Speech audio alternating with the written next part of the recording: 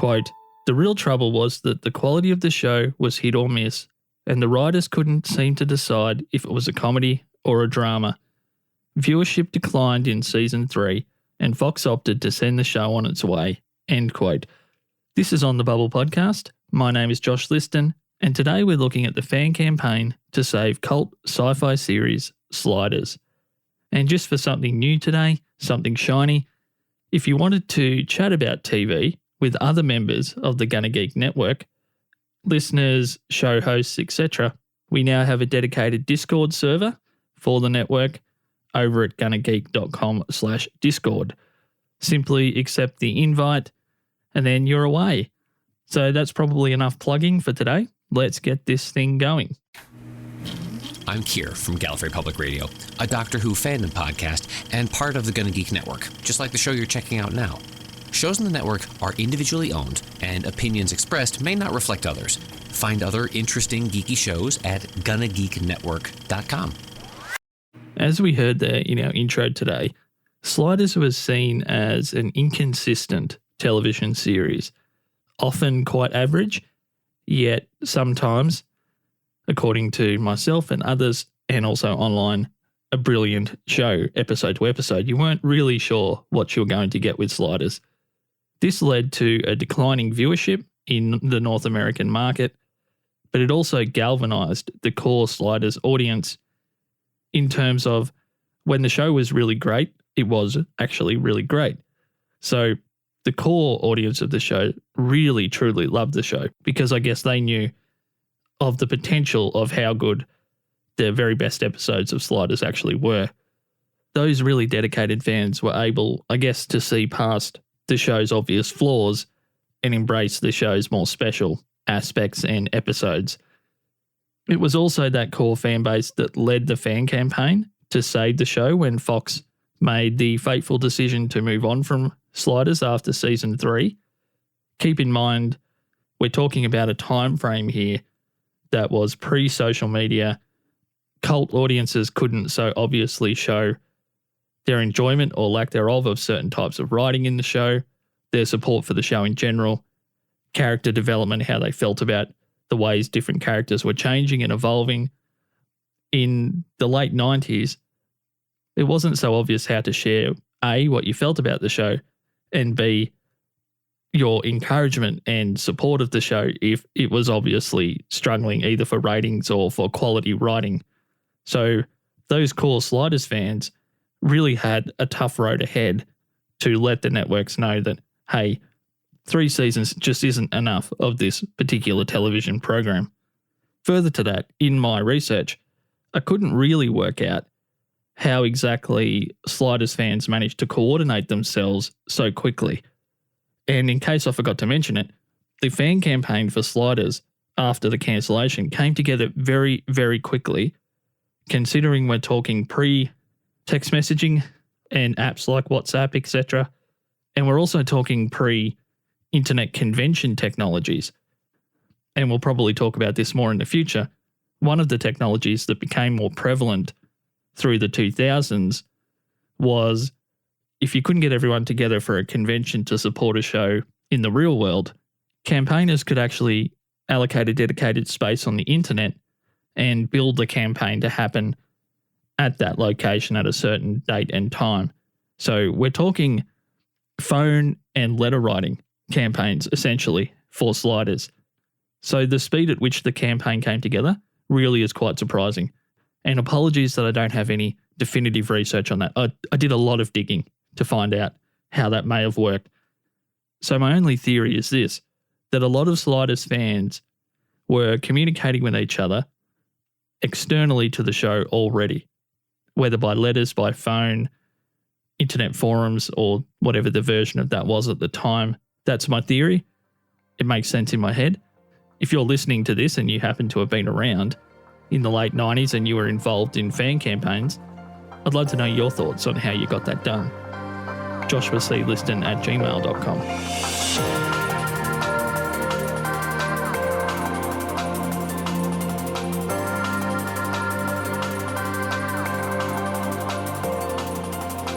So before we dig in and find out if the letter and phone campaign to save Sliders was a success or not, I think it's important to highlight some of the key issues that Sliders was having off the screen that clearly impacted the consistency of the product on the screen that we mentioned earlier. Quoting yahoo.com from May 2016, quote, "It's no secret that there was plenty of behind-the-scenes drama during the production of Sliders," unquote. Quote, "With sudden cast departures, more on that later, budgetary constraints, and a new creative direction, Sliders persevered and remained the quirky little science fiction show that could, despite drastic tonal change," unquote. Yahoo.com columnist Karen Kamerly wrote the following about series regulars John Rhys-Davies and Sabrina Lloyd leaving the show. Quote, "It just wasn't the same show," end quote. So yeah, there you go. Sliders had its own very unique set of challenges that would have been the nail in the coffin for many other shows that were rating as poorly or as inconsistently as what Sliders was. But as we'll find out soon, between the crazy loyalty from Sliders fans and some fortunate timing, which is quite often the case when shows get renewed and cancelled, Sliders did manage to survive beyond season 3. So we know about the phone calls and we know about the letter writing and the dedication from fans. But who or what exactly was this mystery TV network who actually saved Sliders? We'll find out in just a sec. For all episode resources, subscribe links, and ways to support the podcast, head on over to onthebubblepodcast.com. Now, on with the show. Quote, Sci-Fi, SYFY, at the time called Sci-Fi, SCIFI, was a relatively new network that was looking to increase viewership and beef up its lineup, so they took on the series for another 2 seasons. Years after the show ended, the network even showed marathons of it in syndication, end quote. Yes, I know. It sounds a little far-fetched to our 2018 ears that the Sci-Fi network would be interested in saving any show that was remotely sci-fi related. But I guess in 1997-98, when that deal happened and Sci-Fi agreed to extend Sliders, the actual network itself was interested in supporting the genre that the name of the network is built around. Congratulations, Sci-Fi, for, at least at one point in time, doing the right thing by sci-fi as a genre. Good stuff.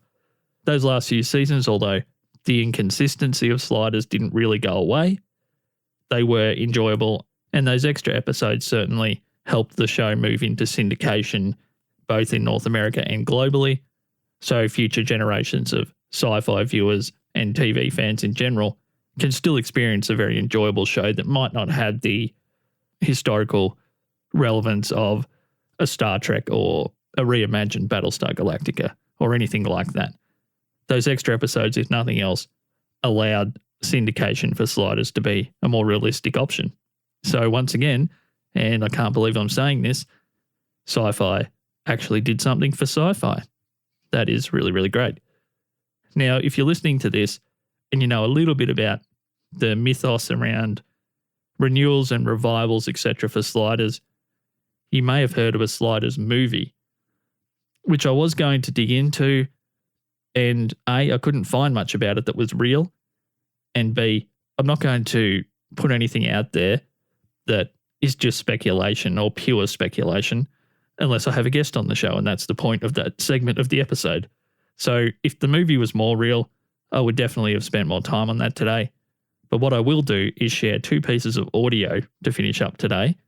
The first is from series star Jerry O'Connell himself, and the second piece of tape we have is from Funny or Die, and if nothing else, it should leave you smiling, if not laughing. So once again, head to onthebubblepodcast.com for episode resources, audio attributions, etc.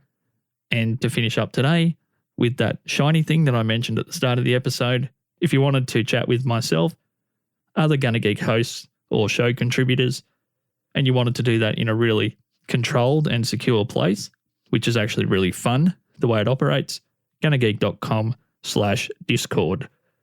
The link will be in the show notes. So that's enough rambling from me. Take it away, Jerry. O'Connell, not Jones. That would be really, really weird.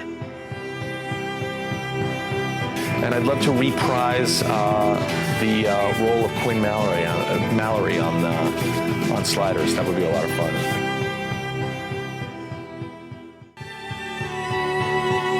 Yeah, for those who don't know what we're talking about, Quinn Mallory was a character I portrayed in a science fiction show called Sliders. You can get it on Netflix right now. Sci-fi show from the 90s. Do you think you ever made it home? You know, I have to tell you, the producer did call me a little while ago about possibly answering that question in the future. Please. So let's see. I mean, come on. We're in a world of reboots. Hashtag bring back Sliders.